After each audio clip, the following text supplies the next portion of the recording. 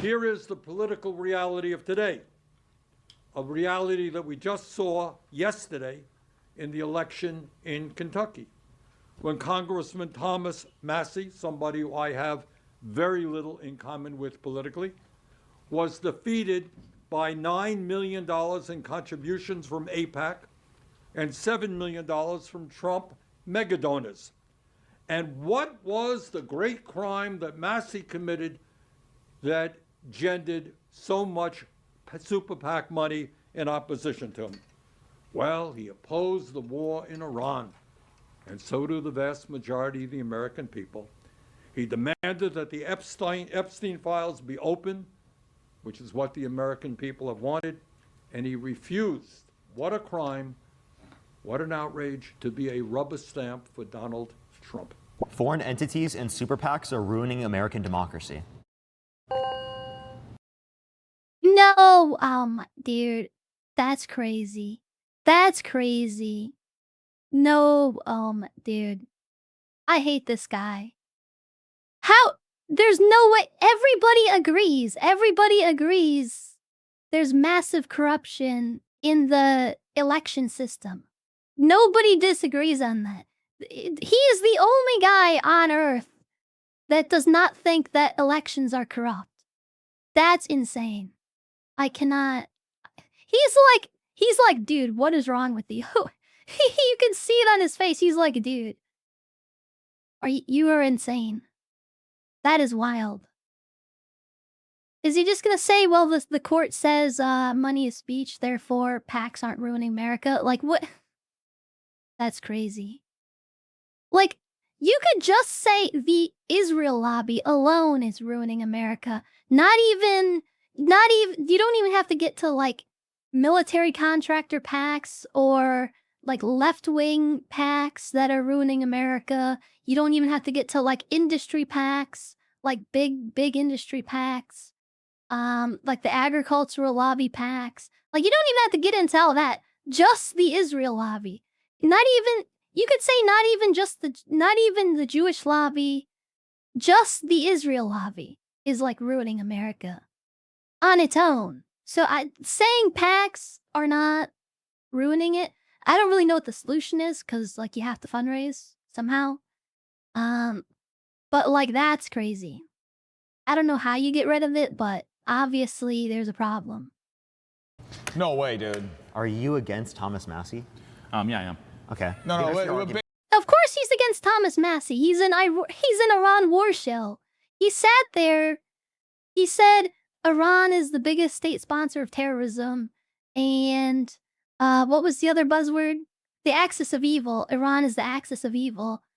You think he doesn't hate Thomas Massie and he's not a total Israel shell? Like, that's crazy. The bigger issue is you actually want. Hold on. Now, let me ask you a question. You actually want foreign money influencing our election? Well, so AIPAC is not foreign money. That's really quickly. So AIPAC. AIPAC is not foreign money. They mask it behind a bunch of bullshit paperwork, so technically it's not foreign money, for one. Bruh. Worst guy ever. Are we sure this guy's not Indian? I think he might be Indian. He might just be a really dark-skinned Indian. Can we check his ancestry? Because he's kind of giving Indian. Because the American. Wait, where does it say AIPAC on the prompt? Yeah, I mean, well. Where does it say AIPAC? I'm sorry, wait, It's called Matt, context clues. who He brought up mentioned AIPAC? foreign. Well, yeah, he didn't. Did he mention AIPAC, or was it? What exactly was that? Question. You actually want foreign money influencing our election? Well, so AIPAC is not foreign money. Oh, he didn't name AIPAC. His mind instantly went to AIPAC. Oh, you want foreign money influencing our elections? AIPAC isn't foreign money. Oh my Freud. Oh my Freud. It's over. That's really quickly. So AIPAC is the American. Wait, where does it say AIPAC on the prompt? Yeah, I mean, where does it say AIPAC? I'm sorry, wait, Matt. He knows AIPAC is the only foreign PAC that's allowed to operate without registering under FARA. He knows it's illegal what they're doing. That's crazy. Context clues. Who he brought up mentioned AIPAC? foreign. This doesn't say APAC, Well, no, so I'm foreign going to applies. presume he's Foreign talking applies to about APAC. Qatar. Foreign applies I'm to sorry. Chinese. I'm sorry. At no point did anybody India say has a pretty Israel. big At no pack, point too. did anybody Right, say but APAC. No, just let me Sure, finish. okay. The prompt literally just says foreign entities and super PACs are ruining democracy. He says, why do you want foreign money in politics? You say Israel. Go ahead. Okay, great. The reason why though is because I know that he likes to talk about Israel and APAC a lot. So knowing that context clue, I already jumped to what I knew he would immediately try to mention and talk about. So that's the reason for that. But let's go ahead. I said foreign packs for a Okay, that's reason. fine. But let me go ahead. There are numerous packs. There's no such thing as a foreign pact. That's not Yes, how there is. that's not how that works. Right? They You're talking represent about- foreign interests. You're talking about groups registered under FARA specifically, and those are not called foreign pacts, right? There's no such thing as foreign pacts. You're telling It's me- illegal for any pack to take foreign money. I want to just denote, right, the notion. But they can take money from foreign nationals who have U.S. citizenship, but allegiance to other countries. They can take money from them. They can take money from dual citizens. They can take money from a lot of people who have allegiances to other countries. And then these PACs advocate for the interests of these foreign allegiance donors who happen to have U.S. citizenship. And then it all works out. You don't even need foreign money. At least on the books, you don't need foreign money. Off the books, I'm sure the foreign money still comes in. But on the books, it looks like Americans, or at least people with American citizenship, are giving the money. You know, if you know a guy gets, you know, $10 million from Israel 5 years ago, and now he happens to just give a bunch of money to AIPAC, that's not foreign money. That's his money that he decided to give because he wanted to. And that this is mainly about AIPAC or, for example, foreign entities. And the reason why I say that is because John Cornyn just lost the Republican primary race for the Senate, obviously, in Texas, and he has taken over $2 million from AIPAC, and he has never opposed Israel in terms of any bills or anything like that, yet he still lost. Why did he lose? Well, he lost because Trump is the unequivocal leader of the Republican Party, and he has total unilateral control backed by billionaire donors in terms of who can win. And so do I think that that's generally a good thing? Yes, because when I look at Where did he and Michael Knowles basically made the same argument. Who's telling them what to say? Because, I mean, Michael Knowles didn't get his argument from this guy. Maybe this guy got his argument from Michael Knowles. But, like, is there, like, who originated this argument? No. AIPAC candidates winning actually shows that Trump has unilateral control over the Republican Party, okay? Forget that AIPAC was giving millions of dollars. It doesn't matter. What does matter, it's like, bruh. Thomas Massey, I disagree with a lot of his policies in this proposal. I think that he turned the whole Epstein thing into a scandal that didn't need to be, and he obviously decreased his percentage rate. Let me finish. He obviously decreased his percentage rate in terms of supporting the Republican Party and voting with the Republican Party, going from like 99% to 91%. And so, acting as a dissident, obviously he should have been opposed, and he was. Okay, your point's just subjectively retarded. That's all I have to say. Don't use that. That's a great argument. Great No, argument. it is. Oh, don't say that word. You can't use that word. Please don't say that. And I'll tell you exactly why. When people are getting 6 pieces of mail for 2.5 weeks talking about how the guy is just an awful human being, when there are literal AI ads falsely framing him as though he's hanging out with Ilhan Omar and AOC, and you have a boomer at home, doesn't he? The disclosure just flashes so quickly on the screen that they can't even tell, and it looks like hotel security footage. Now, the issue that you're misunderstanding, it's about foreign influence within our elections, and yes, very much. The American-Israeli PAC, okay? The American-Israeli PAC, as well as there's a PAC similarly for India, similarly for Qatar, for all foreign nations try to influence our politics, and there is money coming in from abroad to shape our foreign policy. To say otherwise is just either disingenuous or you're having a brutal disregard for the truth. Let's talk about the foreign money that has been influencing our election. So if we go on Open Secret specifically from 2016 to 2024, we can look at all of the money that has been specifically spent. I believe that Israel, from that time period, spent 33%, right, meaning 1/3 of what Saudi Arabia and Qatar specifically sent. We're talking about... Dude, they're fake numbers. That's crazy. That's just insane. They don't count. Okay, there's so much that they don't count with that. It's obviously just propaganda. I don't know how they even, like, get away with that. Like, it's money funneling. They're not coming. The Israeli government doesn't announce, today we will send $1 million to the United States to be spent on elections. We're going to send a check. And on the back of the check, it says it says purpose. It says influencing American elections. Like, that's not how it works. They're back channeling the money through, like, different funds and orgs. And then other people are giving money to AIPAC. Like, Israel isn't, Benjamin Netanyahu's not writing a check to AIPAC that says, make our enemies disappear. Like, that's not how it works. That's obviously not how it works. It's crazy. It's so crazy. It is a conspiracy. It is literally a Zionist conspiracy.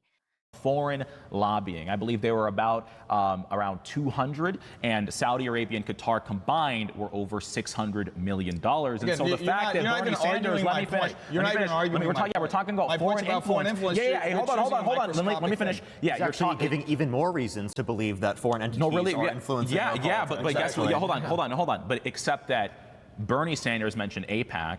He's talking about Israel more specifically. No, I literally mentioned Qatar. Qatar. I know you mentioned other countries, but he mentioned more Israel. And I'm just making sure that we understand the amount of money that has been spent by, Qatar, Saudi Arabia, and the general Gulf countries. Now, it's significantly more than Israel has actually actively spent. But let me ask you another question. You just presented a fallacy that people love to present when they're trying to defend Israel as far as its influence, financial influence in our elections. So, $250 million from Miriam Edelson. In Trump's election. That wasn't directly through AIPAC. She's an American citizen. Dual Israeli. So what? Again, the first meeting that... An American. So she's an Israeli citizen. Oh, so what? She's an American citizen too. Sure, like, she says she's a single issue donator who specifically only donates money for the purpose of the benefit of Israel, and she's a citizen of Israel. But, like, she also has a U.S. passport, so, like, I don't see the problem here. Like, dude, these people are enemies. Like, this is why there can never be, inshallah, okay, inshallah, there can never be an alliance between the right. There is no alliance with these people on the right. Like, you just can't do it. There's no us versus them that includes these people. Inshallah, okay, they will be defeated along with the Democrats. With the Democrats and the communists, blah blah blah. These people, okay, these people will be good.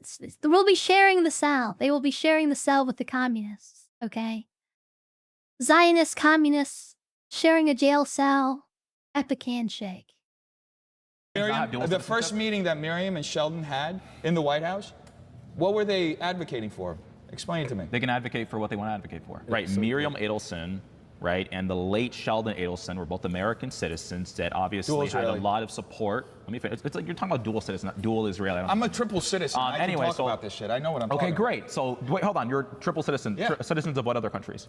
Italy and Brazil. Okay, great. Hold on. Should you be able to hold elected office here in America, given the fact that you are a citizen of two other foreign countries? I actually have a proposal where if you are elected into office and you have dual or triple or however many citizenships you have to renounce it. Okay, given the fact that you are running for office here in California, are you going to make sure? Hold on, let me really quickly. So when you run, so given the fact that you are running for office here in California, you do agree to everyone here that you will renounce both of your other passports as soon as you are elected, correct? I've already filed the paperwork. Okay, great. Yes. Notice what he did there. Notice what he did. Will you promise that if you are elected to renounce your citizenship? I filed the paperwork. Notice how he didn't say yes, though. He didn't say yes. He just said he filed the paperwork. That doesn't mean anything, okay? That's not finalized. You could probably unfile the paperwork. Filing the paperwork, I don't think that necessarily means it's going to go through. So that's notice he said that. That's kind of funny. But also, if you can get away with it, who cares? Like, if I was a dual citizen and I wanted to run for the government office and there's no law that says I have to renounce my citizenship, I would just do it. Maybe if it was good for me, I could do it to like say like, hey, look at me. I could virtue signal off of it. I could say, hey, look at me. This is how I'm so dedicated to America. I have avoided my citizenship to my other country. You know, I'm so good. Look at me, virtue signal. Give me votes. You know, but like beside that, like who cares? Like I don't care. It's not my problem that I'm a dual citizen. You know, it's nobody's problem. Like it's not a problem as long as I'm working in like the US's best interest. Like if I'm working for the US's best interest, then I don't care. Even though I would also say I should, like I could say I should be forced to do it, but that doesn't mean I'm going to voluntarily do it. Like you know what I'm saying? So I think that's kind of not a good argument. I think he could be a citizen of as many countries as he wants and run for office. And there's nothing wrong with that. There's nothing wrong with him saying he shouldn't be allowed to do that. You don't have to hold me to this. I've made speeches about this. I actually have a plan that's called the JFK plan, okay, that's about removing dual citizens from public office if they're not willing to renounce their citizenships. I'm about having sole allegiance to America. That's it. If you are in elected office. Because we have issues, and it goes beyond the Israel stuff. We have Ilhan Omar, who travels over to Somalia as a dual Somali American citizen, travels over to Somalia and says that she's working for the benefits of Somalia in U.S. Congress. So it's about having sole allegiance to America. And yes, I've already filed the paperwork, but you know what? In Italy, especially, it takes about 2.5 to 3 years for it to... Why do you have to act like this? I'm curious, have you spent any money on any campaigns whatsoever supporting any candidate as you have been a triple citizen? What are you talking about? I'm asking you a basic question. Have you spent? Of course. Oh, so as a citizen of 3 countries, 2 that are foreign, you have spent money on American elections. Okay, and you're let me complaining say about this. Miriam and Sheldon Adelson that are only citizens of 1 country spending money on American elections. Okay, but that's obviously a stupid argument. Because he's donated money. He probably donated to Trump, right? He probably donated to the Trump campaign. But not for the stated purpose of benefiting Italy or something, or Brazil. Like, it's obviously different. First of all, he's just some guy. Probably doesn't have that much money. He's probably not a millionaire. I don't know, maybe he is a millionaire. Like, but Miriam and Sheldon Adelson literally say the only goal of all this money is for the benefit of Israel. Like, that is the stated purpose of the money, okay? Him saying, I'm a MAGA supporter, so I gave Trump $20 on his website, obviously has nothing to do with like supporting Italy or Brazil. It's so retarded. Elections. You, sir, are a hypocrite. Can I say something? If anything, I'm showing that I'm willing to hold myself to a standard that I'm demanding from my elected officials. This isn't a hypocrisy. I'm actually not going to attack you right now. I'm going to attack you. You said some dumb shit with your answer there. Right. You said that you don't like Thomas Massie because he tried to turn the Epstein files into a scandal. Sure. Okay. Well, let's first start off by discussing what you're calling a scandal. What you're calling a scandal are many women, girls who have been victimized, who have been raped, who have been... Not calling that a scandal at all. You're misunderstood my entire point. I thought you were about to say that there hasn't been many. No, of women course they who have been, raped, and I think who it's have been awful. exploited, who have been trafficked. Right. And then we have Thomas Massie, we have Rep. Rakana, and they set aside their political differences to come together on agreeing to singular facts. Right. That predators should be held accountable, that pedophiles should be in jail, and rapists shouldn't be roaming free in the streets of our country, in the sense of the Epstein files. So they passed the Epstein Files Transparency Act. Right. They give a platform to the victims. They allow their voices to be heard on the internet, on news, and to be voiced through our federal politics and policy in an attempt to force the Trump administration, who vowed to never again release the Epstein files, to then be forced to release the Epstein Okay, great. files. Let me just go ahead and say For you to call that a scandal, I think is a mutiny. I think it is a act of terror against victims of SA and other survivors in this country, and I hate to hear such disgusting. Right. So this is like a basic I can't believe you're defending rapists who committed SA. I think that's despicable. example of someone not having like good comprehension skills and like misunderstanding an entire person's point. So I didn't call what Epstein did to his victims and, for example, anybody that was a co-conspirator with Epstein that engaged, for example, like Ghislaine Maxwell, I didn't call any of that specifically a scandal. I think that many people, like Thomas Massie, like Ro Khanna, like other people, tried to turn this into something that it wasn't, right? This whole belief that there's a perfidious secret cabal of people, right? A perfidious cabal. Interesting words he used to describe this. An insidious cabal of people. Not insidious, a perfidious cabal of individuals.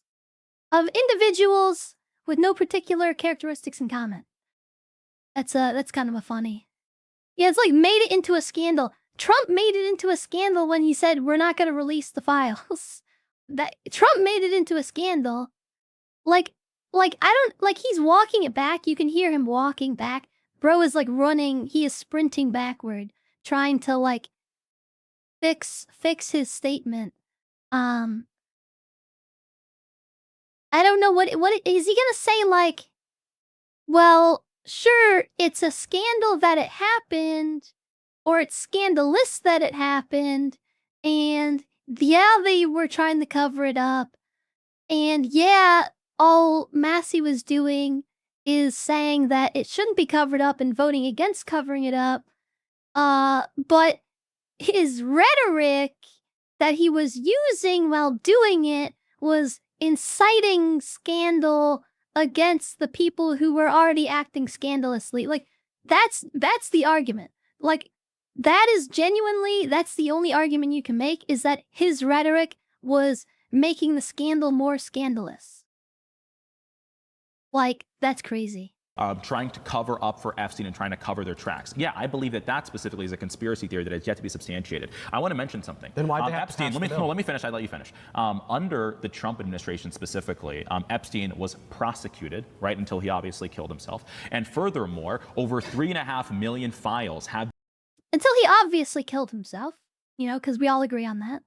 Because we all agree he definitely killed himself. been released under a GOP Congress and a GOP, for example, executive branch specifically, right? Over 20,000 documents relating to Epstein's emails called, you know, you can literally go on Epstein's Gmail and you can check them all out. Pictures, photographs, stuff like that. Under the Trump administration, we have released the most, we have now been aware of, right, made notice of, and enlightened to the most transparency regarding Epstein, knowing who he collaborated with, who he sent messages with. After what? After what? After what point were we made aware? Were we informed of what all this stuff was? That's that's crazy. Yeah, Trump actually released the files. See, just trust the plan. He released the files in the end. So what's your problem? Who he knew, people that were working with him, foreign leaders and their involvement. So all of this has specifically come under the Trump admin. And so I give Trump credit for this. What Thomas Massie tried to do was to try to act like Trump was some sort of a pedophile, when actually in the Epstein files, there was a document specifically that came out talking about the former Palm Beach police chief, Michael Ryder, that specifically said that Trump notified Epstein, or Trump notified Michael Ryder, who was the former Palm Beach police chief, in 2006. And Trump said that Ghislaine Maxwell was Epstein's operator, and that Epstein was evil and to look into Epstein. Being a historical revisionist is not cute, lowbrow, okay? It's simple. You're sitting over here saying that the Trump... Okay, Dean Withers calling someone little bro is crazy. That's crazy. Dude, Dean Withers is he is the archetypal little bro, okay? He is never beating the little bro allegations. That's crazy. Trump administration released all these files, most transparent admin in modern American history, as if this wasn't the same administration calling MAGA supporters dumb if they wanted the files released, telling them to redirect their attention to something else because the files are quote-unquote Democrat hoax, who then had Caroline Leavitt vow anybody in Congress who voted for the release of the Epstein files was... That literally happened, by the way. We're still talking about the Epstein files? That was like so last week, dude. We're over that. Dude, who's talking about the Epstein files? You're crazy. Like, he's like just the failed attempt at gaslighting everyone into thinking well, actually, no, a lot of people bought it, actually. It's not even a failed attempt at gaslighting. He did somehow convince the people who were rabidly saying release the Epstein files to like overnight say, oh, the Epstein files, like who even cares? That's like a Democrat hoax if you think about it. That was crazy. It's crazy. It's crazy that people bought it. It's totally expected that Trump would do that and just like transparently just lie like that. But it's crazy that so many people bought into it. Committing an act of hostility against Congress, and then when the vow to vote for the release of the Epstein files, that pledge got near half support in Congress. Well, then to swear, they attempted to obstruct the swearing in of Adelita Gerhova, who would be the final vote for the majority to force the vote for the release of the Epstein files. They obstructed her swearing-in ceremony for 6 weeks, and then after she was sworn, then the White House went to Lauren Boebert, MTG, Nancy Mace, and Thomas Massie, and they asked them to take their names off that discharge petition list to force the vote for the release of Epstein files. Lauren Boebert said no. She got fucked. Her clean water bill from me and another 50,000 of the Colorado constituents where I lived was killed. Right. MTG got fucked. She was kicked out of politics. Thomas Massie got fucked. He was kicked out of politics. And the only reason why Nancy Mace didn't get fucked is because she then once again usurped into the MAGA crowd. And then for you to say that this is the same man who wanted them released. You're disagreeing with the whole premise. So can you at least concede that an individual citizen who's a dual citizen of a foreign country spending $250 million in an election to then have one of the first meetings to advocate on behalf of this foreign country she's a dual citizen for is not necessarily in the interest of Americans. It's a disproportionate amount of influence that you will never have, you will never have, you will never have, I will never have. Even if I'm elected into Congress, I'll probably end up having meetings where people will try to throw money in my face so I can vote in certain ways, but none of us in this room right now will ever have that level of influence. So we can spend $250 million to influence the president. So do you at least concede that this is bad? No, actually I don't. Talking about disproportionate influence, yeah, people that have more say in the game, people that have more money, people that own companies. Is he like an evangelical Protestant or something? Is he like, no, it's good that Israel runs the government because we should all be slaves to them. we should be their slaves, so it's good actually that they own us. Is that his argument that he's got like in his head? Companies and corporations that hire thousands of people, and are the reasons why those people, for example, have health insurance, stock options, paid leave, all of those different things. People that have the money to disproportionately pay taxes, we have the most progressive tax system in America, should have disproportionate power in reference to somebody who's relatively a nobody like yourself, right? So that's that's what I think a lot of people don't understand. This is why we're saying we have a lot of people with liberal ideas. That's fundamentally we have a lot of people with these liberals. It's not Yeah, I mean, the prompt is literally foreign entities and super PACs are ruining American democracy. Well, the whole point of democracy is it's one man, one vote. So if PACs and individuals and people with dual citizenship are using their massive amounts of money to sway the elections in favor of their interests, opposed to and the people who, like individual people who vote will never have anywhere near, you could get 100 people, you could get 1,000 people, you get 1 million people, and they will never have as much influence as Miriam Adelson. That's literally what the prompt says. The prompt says PACs and foreign entities are ruining American democracy, okay? And you just described how PACs and foreign entities usurp the voting process. Okay, hello? And they also usurp, the loyalty of the politicians that they're giving money to. So they're usurping the vote to force through people that they want, opposed to who the people might want, normally. They're also usurping the votes that the candidates are going to make because they're taking bribes. So, and how is that not ruining American democracy? You just said that's what they do. They have an outsized influence on the process over top of the democratic process. So that's crazy. He literally just made the argument against his point. That's insane. It's not fundamentally American. It's the most American thing known to man, actually. Matt, you're actually proving our point because you're showing how it's ruining democracy. It's not ruining. It's not ruining democracy. His argument is that it's ruining democracy and that's a good thing. Which, to be fair, I'm all for ruining democracy. I just don't want it to be ruined by the people he's loyal to. This is somebody You're else. diluting my individual vote for the prioritization of people who have more money than me or have more ability to have control over resources, whether they inherited it or not. Were the founding fathers more American than us? I don't know what your point is. Like, would you say you're more No. American than Thomas Jefferson? I would say I'm just as American. Or Just as citizens. American as a founding father? Like, are you saying support of American values, or are you saying What's in your terms point? of being a Are you citizen? just not a citizen? American values. You realize you're black, right? You realize you weren't a person when the when the founding fathers were alive, right? Just letting you know that. By the way. Are you more of an American than Thomas Jefferson, who was a founding father? I would argue I represent more of what America should value today than Thomas Jefferson Not did. today, just generally. Are you more of an American in terms of values and principles and understanding the Constitution than Thomas? What does that even mean? An American, you're not American because of like what you believe or something. You're an American because you're an American.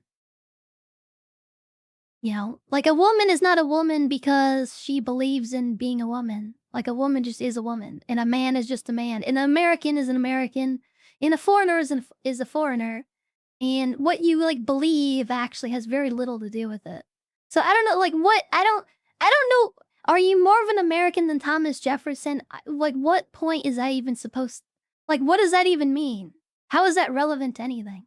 Thomas Jefferson a founding father was? How are you defining American? Let me just Wait, clarify. let him, I what's just your told point? you, What's I'm your talking about the actual point? Constitution, American values, I think he's just right? I think and, he's just and the wasting the creation of last the 30 Republic and so on and I so think forth. it's like a living, This breathing is not a hard document. question. I think it's a living, You're more breathing document, so I would say I would uphold it to a greater extent today than Thomas Jefferson did then, because What I does think this the have to do document with PACs and changed foreign over time. influence? What does this I was have to trying to do prove- I was with trying to him prove a selling point, but he's himself not. for But he's dodging your demonstrating question, but it's that fine. indeed no super problem. PACs and foreign entities are ruining the American democracy because he said the You more haven't money you proved have, So why the do more you power vote? you have, the Why more do you of a vote at all? You have should the- Under democracy, it doesn't matter if you're a man, it doesn't matter if you're a woman, it doesn't matter if you're old, it doesn't matter if you're young, it doesn't matter if you're a billionaire or you have a single Is his argument that Thomas Jefferson would be like, yeah, that's like what we were going for when we wrote when we made the Constitution? That's actually kind of like what we were going for, you know. Well, Thomas Jefferson, he wrote the Constitution, right? He was like the one that penned it, right? When I was like writing down the Constitution, or was he the? No, I don't remember. When he was writing his document, he wrote something. I forget which one he wrote. He wrote something. When he was was it?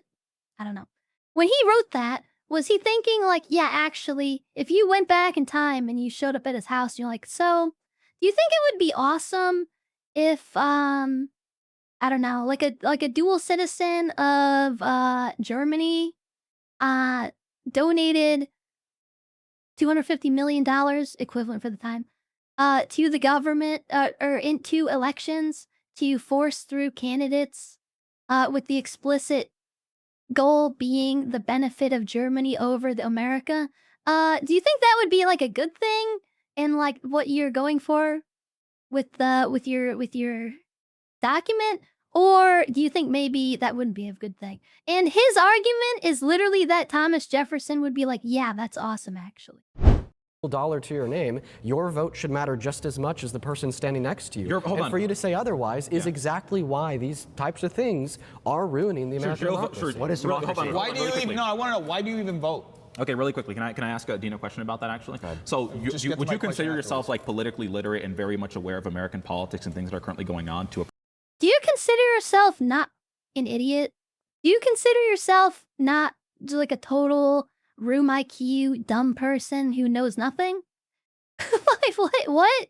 pretty high extent? Yes or no? Significantly more so Than compared the to average somebody person. like the average Of course. person. So would you say that, let's say we have a homeless man that knows nothing about politics, doesn't even know the three branches of government, and I can go up to him and say, hey, vote for this person and I'll give you like a burger or something. Would you say that that person should have as much political and voting power as you? Yes. Yes, and that's exactly why I spend. Okay, so That's what democracy means. What?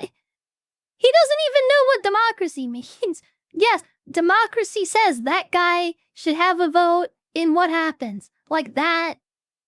Dude. It's crazy. When people say American democracy, that's what they mean. Every person has a vote. Like, that's what they mean. Now, I'm not a supporter of American democracy. I think that probably there should be some form of very limited democracy with specific requirements for who is allowed to vote. But I think the voting process should probably remain in some form. But that would be me opposing and ruining American democracy. Hello? So, but like I'm an authoritarian. I believe in I believe we need a giant government that tells people what to do. So, like I don't even believe in the concept of American democracy. So, like he doesn't even understand the prompt. He has no idea what's going on. Wait, give me more than 3 words. Give me more than 3 words. No, give me more than 3 words. No. I understand the reason why you screamed wow is because you didn't want me to give you a fleshed out response to get a gotcha moment for a 5-second clip on TikTok. But yes, I do think that a homeless person in America should have the right to vote, even if they were to be easily influenced and swayed to vote for a person by you offering them a $20 bill, which is exactly why I spend my days trying to end homelessness, which is exactly why I spend my days trying to educate the American electorate, which is exactly why I spend my days trying to ensure that the average voter is just as informed as I am. And the reason why I do that is because I don't treat an individual's right to vote in the American democracy as optional. There's no trade-off. I don't care if they're homeless. I don't care if they're broke. You're saying that these are reasons to take that right away from them. Well, I view that right as fundamental. So because I view that right as fundamental, that's the boilerplate to then work off to attempt to prevent people from being easily swayed to vote, to get people more educated, and to make sure that they won't vote for a Republican because of a $20 bill. Since you believe in unequivocal, hold on, really, one question, guys. Never actually answered my question. One quick yes or no question. Well, he is right. I don't support, I don't support homeless people voting. I think you should have to have a residence to vote. I think that's like a basic. If anything, that should be like if we're gonna like pass one thing, well maybe not, but the most obvious restriction would be, do you have a residence? Do you have a place of residence? No voting. Like that's like the most basic thing you could do to cut down on voter fraud or like bad votes or whatever. Because like if you're like living on the street, why should you literally have any say? Now he would say it's good for homeless people to vote because they should have a say because it's a fundamental right or whatever. I would disagree, but that's the correct argument. Like he won that argument.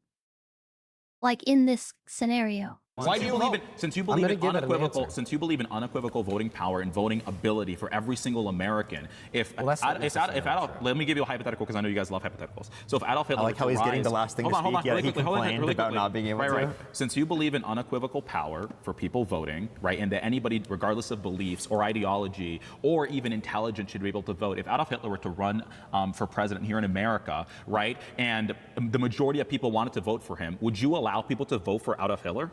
Well, I'd start a civil war. So you don't really believe in democracy unequivocally, and regardless of people's political ideology. There you go. Thank you, guys. Hold on. There we go. When we want to envision a hypothetical of some That is the dumbest hypothetical. The hypothetical should be, well, I mean, I guess it kind of makes sense, but like, that's just so, dude, using the Hitler example, what you should do is you should say, like, in an event, somebody runs on the explicit platform of, like, overthrowing the Constitution or something and installing sort of like a monarchy or something, an absolute monarchy, like, and that person is voted in, should that be allowed? Not like, well, if Hitler was reincarnated as a slime and ran for president of the United States, should he be allowed to be elected? Like, that's stupid. Like, ask like a realistic hypothetical that could actually happen. Because, like, that's just sort of like an asinine hypothetical. Like, technically it functions as a hypothetical and it kind of gets the point across, but, like, the hypothetical works better when it's, like, realistic. Somebody like Hitler running for president, well, first, I don't think that hypothetical could exist in the real world because That's why it's hypothetical. limits It tests logical consistency. because of the limits of our constitution. Yeah, also, Hitler wasn't born in the US. He was born in Austria. So, he wouldn't, even if he was elected, it wouldn't be legal for him to be sworn in. Like, he cannot legally hold office. That would be, like, thrown out by the Supreme Court. So, also, Hitler is dead. That's also true. But So like that hypothetical doesn't even really work. Constitution. And secondarily, the efforts that I put into ensuring that the American electorate is well informed is why I don't think that the average American will 50 years from now vote for Hitler. Because there's people like me, there's people like Parker trying to prevent that from ever happening by detesting, you know, the neo-Hitler of today, Mr. Donald Trump and Stephen Miller. But listen, my point is, Bruh. Stephen Miller. Stephen Miller. Neo-Hitler. That's crazy. That he just did an anti-Semitism. of course there's going to be those exigent scenarios of the hypothetical of Hitler running for president where I'm going to be like, oh yeah, well, I mean, in that scenario, the democracy's clearly failed, okay? But if it's not in a very clear scenario of the democracy failing because over 50% of people in the country support this brutal genocide that's going to lead in until the deaths of millions, well, under more typical scenarios, I would absolutely say it's the case that everybody in the country deserves the right to vote. You just conceded that unequivocal democracy such as ends democracy. 18 plus. I don't think I ever argued unequivocal democracy. I think I argued for the fundamentalist right to vote under typical scenarios where we're not literally having. You didn't say Hitler run typical for president. scenarios. I gave you the reason I gave you. I guess I'm sorry. I didn't consider. Okay, go Hitler ahead. No, go running ahead. and That's winning fine. the That's fine. presidency. Good response. Go ahead. So I was like, in a circumstance like that, you're prioritizing the If it's crazy, he's actually conceding that, like, no, actually, if the average person did hypothetically vote for a dictator, I would support a violent revolution. Like, that's, I mean, if you're placing the principle being everyone has the right to vote, hypothetically, if they voted to get rid of the right to vote, you could say that that's void because the principle is the right to vote. And the principle supersedes the application of the principle or something. Yeah, you might be able to make an argument like that to like make it logically consistent, but yeah. Constitution and individual rights in that scenario and upholding those, and we're totally okay with that. We have no issue with that. But the issue is that whenever you're violating democracy, right, you're deciding to prioritize the interests of corporations and large business interests over the average American, right? That's specifically what's happening in that context. So I think the priorities of the Constitution, individual rights, are an actual genuine reason to undermine specifically like an election in that scenario if there's some sort of crazy scenario like that, right? And that's why we have a Constitution in order to be able to keep those rights in check. But we wouldn't do the same thing specifically when it comes to private corporations because that's not a fundamental right. And I don't think that they should have control over my life. I think that it makes my life worse and the average American's life worse. So I think we talked about foreign entities and the influence of super PACs in American elections and whether or not, obviously, it decreases the voting power of everyday Americans and individual citizens here in the country. Obviously, we mentioned all sorts of different things, like whether or not corporations are too powerful and whether or not they aren't as powerful or whether or not they should have that sort of influence over America. But overall, I think we had a good conversation and everyone brought up good points. So, yeah.